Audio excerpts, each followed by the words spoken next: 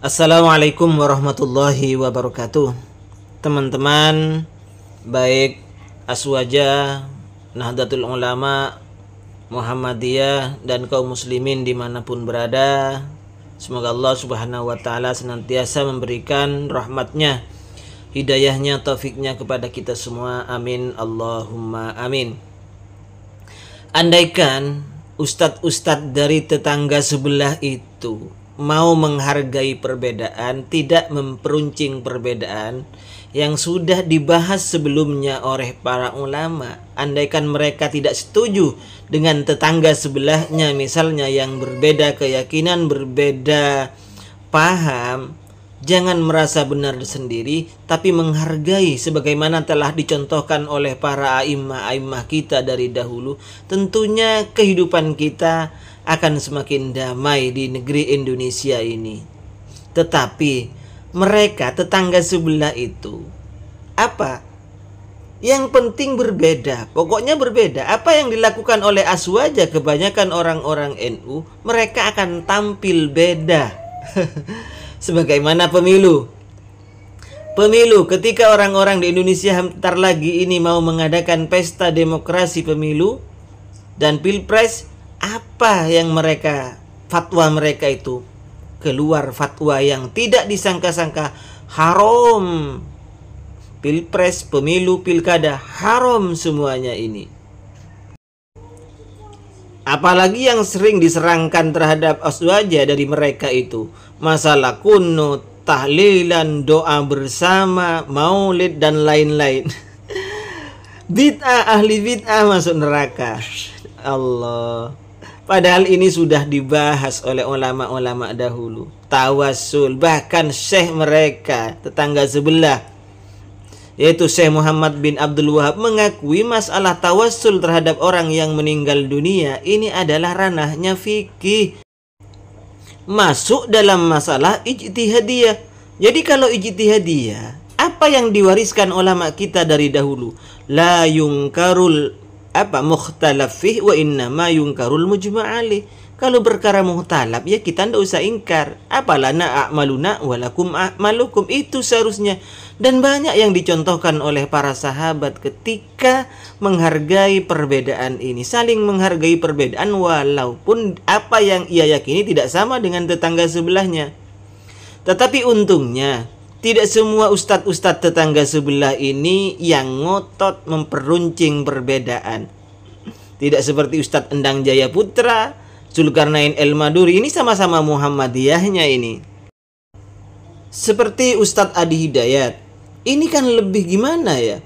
Lebih menghargai perbedaan sekalipun dirinya berbeda pendapat dengan orang lain, tapi dia tetap menghargai apa yang diyakini oleh orang lain.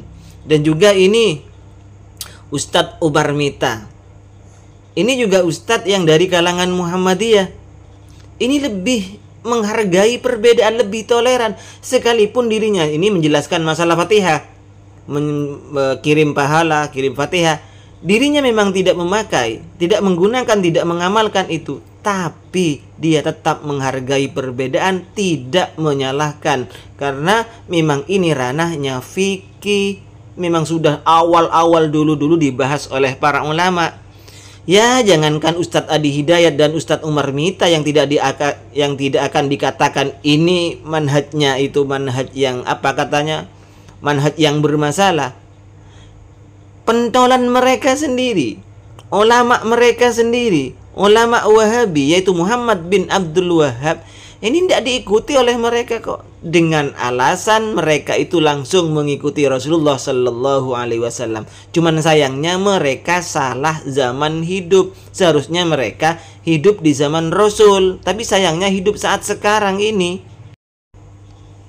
Oke teman-teman, mari kita dengarkan penjelasan jawaban yang sangat adem, sangat toleran dari Ustadz Umar Mita LC ketika menjelaskan, ditanya tentang masalah mengirim bacaan Al-Fatihah kepada orang yang meninggal dunia. Ini penjelasan beliau. Adem, tidak seperti Endang Jaya Putra dan Pak Zul Gundul ini. Masalah kiriman Al-Fatihah ini masalah fikih. Masalah fikih tidak terlalu diperdebatkan. Ya, kalau saya mengambil pendapat bahwasanya tentang masalah itu, saya mengambil pendapatnya beberapa ulama bahwasanya mengirimkan surat Al-Quran kepada yang meninggal dunia itu termasuk salah satu amalan yang tidak dijelaskan Rasulullah. Kalau membadalkan haji memang ada dalilnya. Kalau membadalkan umrah ada dalilnya. Kalau kemudian bersedekah atas nama mayit ada dalilnya. Ada penjelasannya langsung dari Nabi. Tapi kalau mengirimkan maka tidak mendapatkan kabar itu dari Rasulullah. Tapi ulama ada yang mengabarkan bahwasanya itu nyampe. Iya, salah satunya Imam Ahmad. Ini masalah fikih. Dan selalu saya mengulang-ulang kalau sudah masalah fikih itu apa? Kaidah yang selalu saya pakai. Fikih itu luas. Yang sempit itu kontrakan kita. Yang sempit itu hati kita. Yang sempit itu hati kita. Tidak perlu meruncingkan sesuatu. Kalau ada yang ingin mengirimkan Al-Fatihah karena dia bersumber kepada dalil-dalil yang ada dari penjelasan-penjelasan hadisnya, silahkan. Tapi secara khusus, secara pribadi, saya tidak termasuk yang memiliki pendapat itu. Kalau saya lebih mencukupkan dengan doa, memintakan ampunan. Sebagaimana dalam surat Al-Hasyr ayat yang ke-10.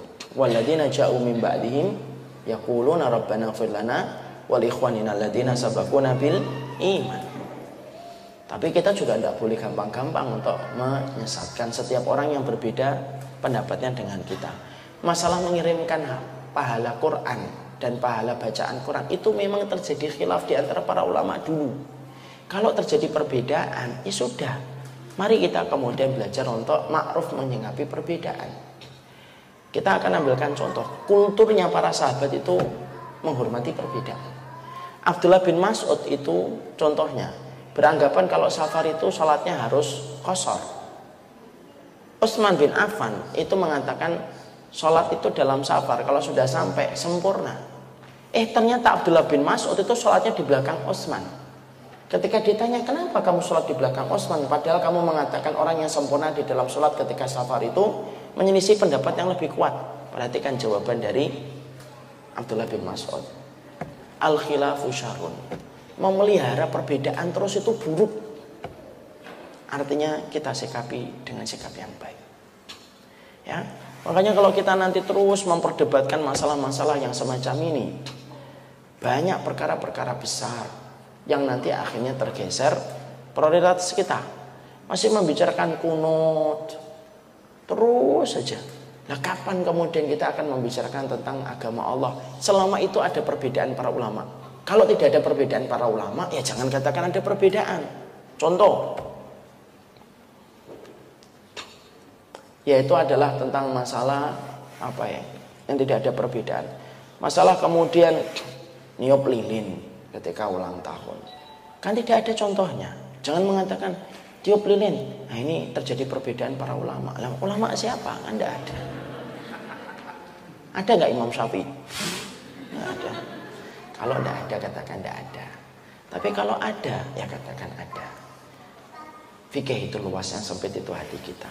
Jangan sampai kemudian perbedaan itu merenggangkan persaudaraan kita. Orang Muhammadiyah, dulu kita diadu domba antara Muhammadiyah dengan NU. Saya kulturnya dari keluarga Muhammadiyah. Tapi saya tinggal di lingkungan NU. Dan ketika saya kecil, saya merasakan betul bagaimana luar biasanya perbedaan antara Muhammadiyah dan NU itu, gesekannya di bawah itu luar biasa. Sering saya sampaikan kan, sampai seorang pembicara saja itu dinilai dari kalimat penutupnya. Kalau penutupnya wallahul muwaffiq ila aqwamit thoriq, nah ini NU. Makanya tadi beliau tadi, masya Allah ya bapak-bapak tadi saya tungguin. Wallahu a'lam bishawab, ini MD. Terus sampai ada seorang guru, seorang kiai, ustadz itu di kampung saya, karena tidak mau diciri, penutupnya double.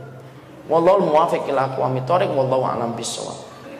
Orang mikir ini MD NU. Masa kayak gitu kita pertahankan. Nanti kalau kita bertengkar terus, anak-anak kita nanti ngomong, bapakmu kalau ngaji sama ustadz itu, bapakku kalau ngaji sama ustadz itu dua-duanya kalau ketemu tidak ngobrol. Terus nanti kalau kita gede tidak usah ngaji. Daripada kalau ngaji nanti bertengkar, rukun-rukun aja tidak usah ngaji. Walaupun itu baru ilustrasi, bisa nggak terjadi? Bisa. Yang kita harus paham.